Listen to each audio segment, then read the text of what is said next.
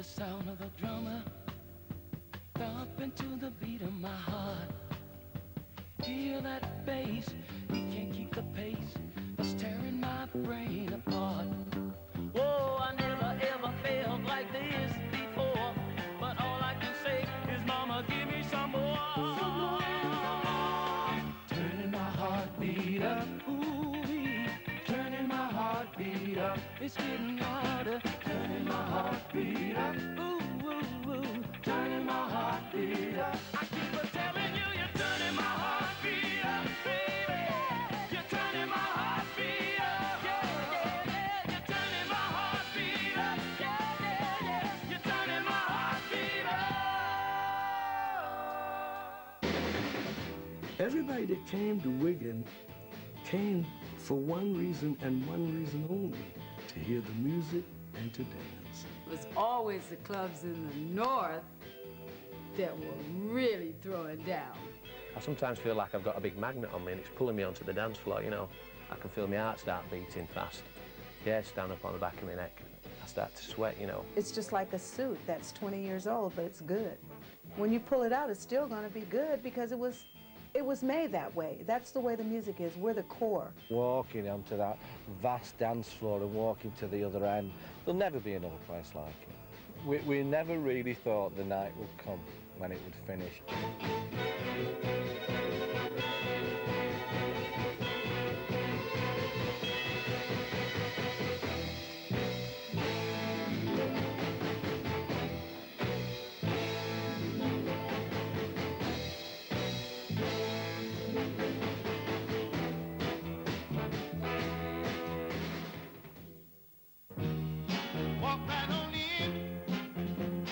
The casino opened on September 23rd, 1973, and we opened at 2 a.m.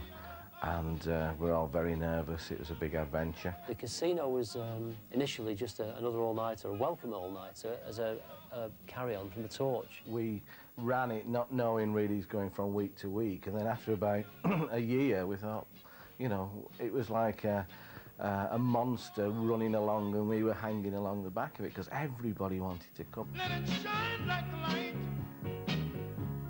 Take all my blind soul, babe. First time I went, I was sort of far too young to go and had to sneak out the bedroom window onto the porch, down the drain pipe type of thing. Of course, when I got back in the morning, my mum was waiting there, got a good hiding, and where have you been all night, and you're not going again, but that weren't stopping me. Because it was fantastic, you know. I had to go every week. It had a lot of members, and it also was an all-nighter for 8 years. Most all-nighters are closed. All the great ones, Twisted Wheel, Golden Torch, lasted a year, 2, 3 years. Wigan Casino was on every Saturday night for 8 years. That's a long time. What struck me immediately was the heat in the building. That was the first thing that I can recall. And then all of a sudden, I looked up and it looked like it was raining inside of the building from just the pure condensation of sweat from the people dancing. And I said, boy, this is my kind of place, this is. I'm living the night, oh yeah. I'm living the night, oh right. I'm living the night. I can still envisage walking in through the doors up to Mrs. Woods, who was on the door. I was like this, like a maniac, grabbing their money and throwing theirs back at them. You had to be quick, because they were pushing and shoving that much. If you hesitated, some of them would have been upstairs for nothing. Underneath the place was the beach coma. If they went into the back stairs, I was DJing, and then suddenly a door flew open under the stage and hundreds of people just disappeared onto the dance floor. It was like rats breaking out. Of course, some of them used to have a sleep on the floor, you see. Used to have a sleep inside. When they got tired, they'd have a sleep, and then when they woke up, they'd have another dance, and then they'd have another sleep.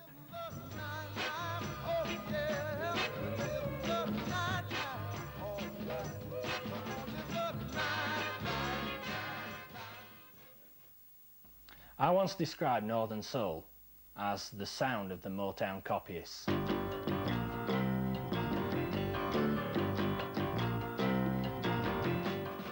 end result was a plethora of music that was made all around the States, most of which was bound to fail commercially because there were just too many of them. And these failures were the rarities that Northern Soul required. Here was a music coming over from the United States, first of all through Liverpool, through Navy personnel and Army personnel. It was an alternative to what it was that they were being force-fed for so many years by the powers to be. All of a sudden, here was a music that gave freedom of choice. I mean, these weren't just American records. These are obscure American records. You know, that's something we really got to get over. These weren't just American hits of 6 years ago.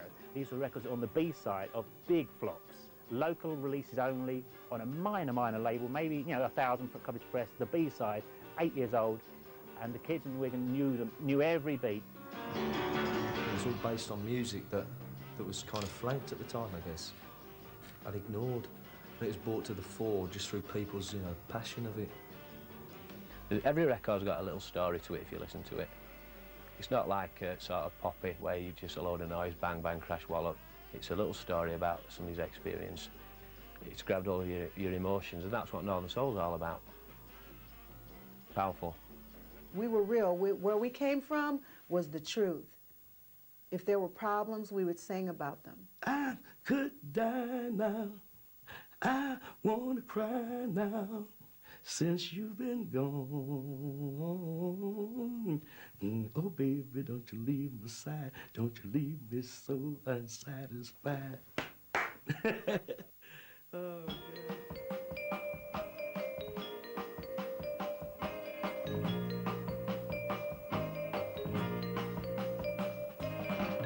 Do you want me to get down on my knees, beg you, baby, please, cry a million tears? To call you on the phone, beg you to come home, think of all the years when I once lived in paradise, when the love life... Yeah, nobody danced like that. I've never seen anything so energetic. Just unbelievable. You stand and watch it. How on earth did they spin that many times in a row, come out of it and carry on dancing, no effect? The things on the floor that later break dancers did. Yeah, so often not as well. I don't know how they did it. I wish I could have done it. I do. Spinning round like a top. Some of the people just wonderful dancers. One little guy I've had been friendly with for a number of years, Sandy Holt from Bolton, who's now the Thai European Thai boxing champion.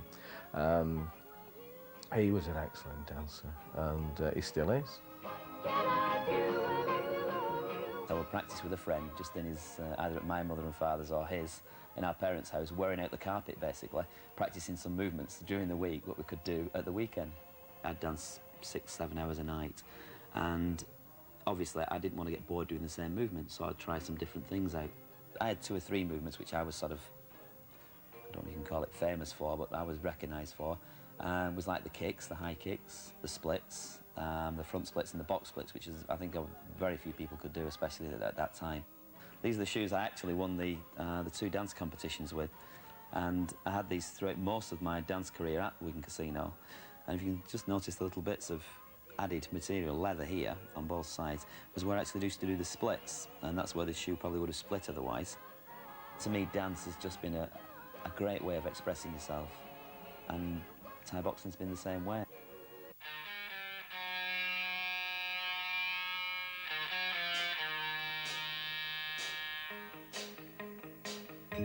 You're here today, then you're gone tomorrow.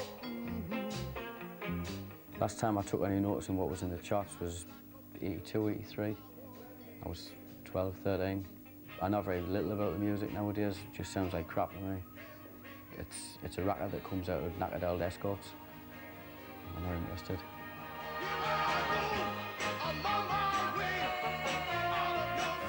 I've always been very careful to make sure every detail was correct, as if you've been removed from that era and plunked where they are, doing the same things they're doing.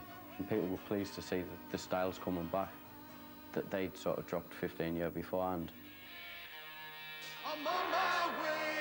The reason the night came about was The mods in 63, 4 were taking pills, keeping them up all night. So they were coming out of the do and out to tea, down into coffee bars, anything that was open all night. So the promoters realised, these people aren't going home.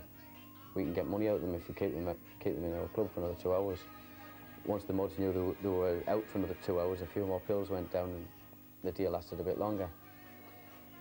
And if that hadn't happened, there would never have been all-nighters, I think.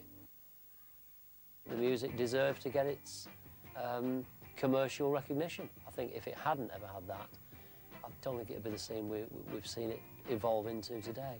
The kids down south in London thought they were hip and, you know, and had it all, but they had nothing compared with what was happening up, past Birmingham. The record companies had records out and had some success in Northern Soul beforehand, but no one had taken it seriously. And I thought, this is a real trend. This isn't just a one-off hit record. Let's treat it seriously, give it its own label, give it some respect. And we could have a good moneymaker here. It started to get very silly. We had virtually every record company re-recording songs and trying all kinds of new angles. And there were even bizarre things like Police Story by Pat Williams, Hawaii 5-0, The Ventures being played, theme from Joe 90. When it got to that stage, that was enough for me. Just lately, I've been looking at the charts, and I've noticed there's been a big revival of good dancing records out. And here's one of the best of them from Wayne Gibson, his revival of the Rolling Stone classic, Under My Thumb. A pop singer singing a pop song, it's not Northern Soul. But I heard it live at one club somewhere, I can't remember, I don't think it was the Casino. And the reaction on the floor was just so good, and it sounded so good in the setting of a Northern Soul club. I instantly said, this is a hit. Oh, girl, who pushed me around? It's down to me. A lot of people were frightened that of an invasion if it got on the TV and things, and that did happen a little bit actually. That's why I sort of finished going to the Casino, because of the publicity. Ain't that the truth now, baby? And it did change it a bit. It took away that sort of specialness away, really. Northern Soul was dying, and jazz funk was becoming very popular. People were getting a little older. Well, this was the place. This was the Wigan Casino, the site itself. The council was always thinking of extending the Civic Centre, which is just next to us as well. But then when we got the letter saying, well, that's going to be it's going to happen in 1980, it was just a thing of disbelief, and nobody believed us when we said the place was actually going to have to shut. It came on Granada News saying that there was a fire at Wigan Casino, so we shot round, as did hundreds of other people, and watched the fire engines coming, but they couldn't move this grand piano. And it was like the finale, the bit that was laughing at you really, that it was just there saying, well, this was Wigan Casino, it was about music, it was about dancing.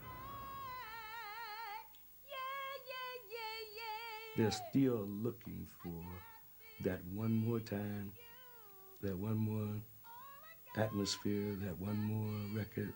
It's all right. Everybody's gonna say that it's all right. Yeah. Fantastic. That's scary.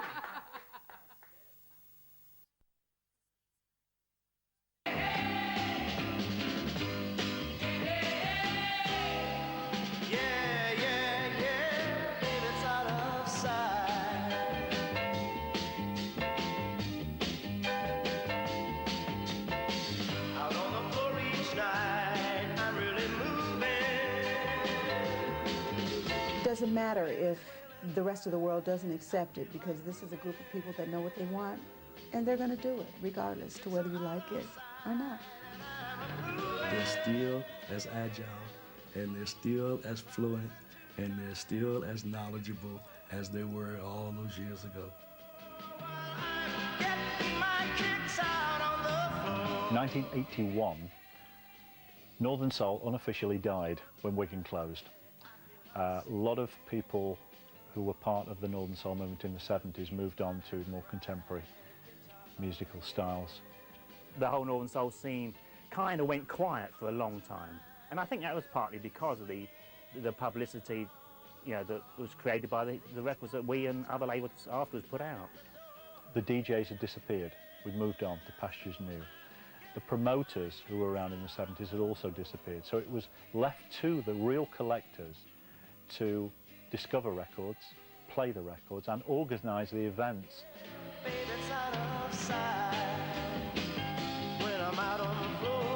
I used to sit on the bus going to various venues and thinking, wouldn't that be fantastic to have a room full of soul music and not know what records you own and not know exactly what they all sounded like. And very quickly I developed a craving to own American soul music from the 60s and 70s, own as many as possible, own them all if at all possible, and what's more, own them on the original American record labels that they came out on. The way that the records as well were distributed, they really were small labels. Like Eddie Parker, I'm Gone was a Detroit record. It's a massive record on the northern scene, but that wouldn't have been distributed in wider than probably a 10-mile radius of Detroit, in a part of Detroit. It wouldn't even have made, people on the other side of Detroit would never have heard that record. Motown took it onto a bigger scale, but this was a real cottage industry. Willie T records pressed in New Orleans would be 500 sold in 5 shops, and that would be the end of it. So it's no wonder they're so collectible. We're at the level of having to dig very, very deep indeed to find these records. They really aren't on the surface at all. We're at the level of trying to find some singer's brother in the hope that he may have copies, or do a deal with some dealer that hasn't been found, or find a producer that no one's ever spoke to and said, hey, you got any records left in your attic that you used to make? It's pretty very much a detective job. The best records do tend to be the most elusive, and the rare records that weren't hits, that were rare because they weren't hits, do tend to be great records. Don't ask me why. I try and specialise in rare soul. So maybe there's a few thousand I don't have, but not too many, I don't think, not too many. There's too much concern with money. I'm not bothered with money. Money's to pay for you getting into the night and enjoying yourself. If they want to make a money-making scheme out of their free time, let them. Money-making's from Monday to Friday. The collectors have almost had their nose put out of joint there, because they're sort of still trying to discover new songs. And why not? I mean, we need that. I mean, it's a great secret society that's kept alive for all these years. But in reality, the masses want that the hit playlist of Wigan. If you concern yourself overly about what piece of paper's on the middle, you can spend all your time watching it spin round rather than listening to what you bought it for.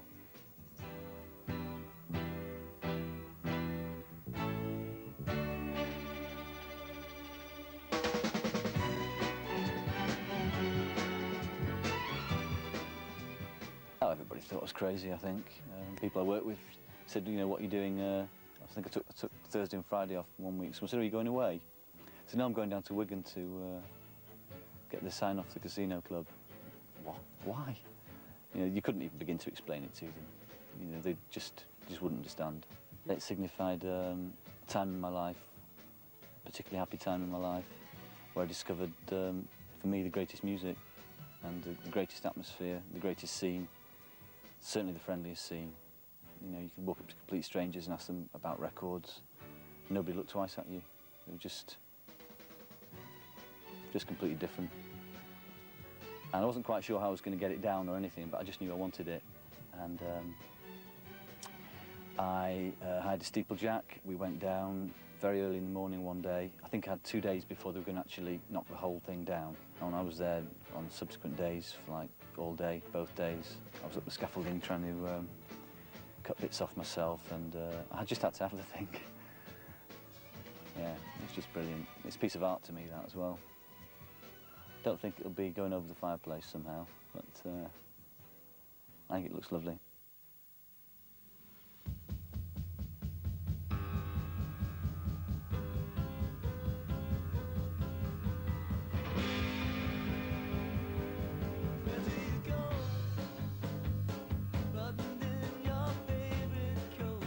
These guys, they know everything. God, they make me remember stuff that I just like forgot, really. And so I think it's the music of the time. And I think the thing that attracts people to that time is that trueness, the true spirit of the music. And it's just about good music, it's just about great music. It's about sort of a scene where, you know, it's about finding records that everyone else sort of misguided. Everyone went for the sort of the poppier stuff, maybe, you know. I like the old sort of stomping soul sound, you know.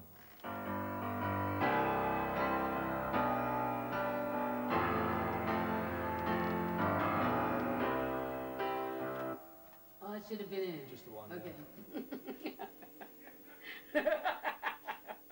What, same patch? Yeah, same. Same, definitely. While I just seem to fade into the wind, the whitewashed stone the summer spent. Those people, the whole Northern Soul scene has kept that vibe alive for me. They kept me alive. A great many of the artists would pay homage to the Northern Soul scene because it has allowed us to still have some place to be.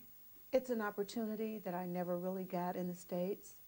It's like a second chance, and when I come over here, it's like I'm a star. That's it. That's all.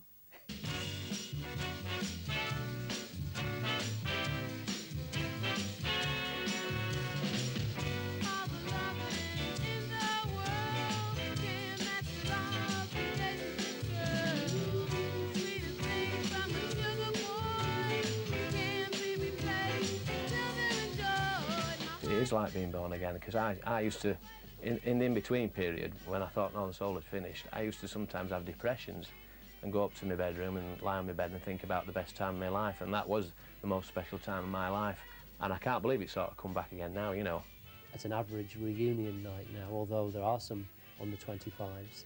Predominance is 30 to 50s. And I don't know how they do it, some of them, to be quite honest, because I struggle as a DJ and a promoter. The scene is very healthy. It's far more international than it ever was, and we have Northern Soul clubs in Stockholm. We have them in Hamburg. They're from all over. Maybe the less and less energy comes into the bit, but I know some 50-year-olds will dance as energetic as I can. The format of compact disc, they've taken the fear out of getting one's collection back. You could walk into the room at any all-nighter now with £200 and probably get yourself 60–70% of all the records that were ever played at all the big all-nighters, and I think that's got to be a good thing. We owe Wigan a huge debt. Not just the DJs like myself that wouldn't be DJs today without having that chance at the casino, I don't think, but also thousands of people that wouldn't have heard about Northern Soul but for the success of Wigan. The one legacy that they can't take away from us is our Northern Soul legacy. That whole youth culture of Wigan Casino just keeps coming back time after time. I'd like to, you know, keep going as long as I can, even till I've won the Zimmer, I think, really. You know, but as long as I can, yeah, it'll always be in my heart, Northern Soul. Always. I was told the other day, go on and leave you and don't try to please you, but I just turned, walked away. I didn't want to hear it or even be near it. No one can ever change me. No one can rearrange me. Nobody, baby, nobody. 'Cause I have faith in you.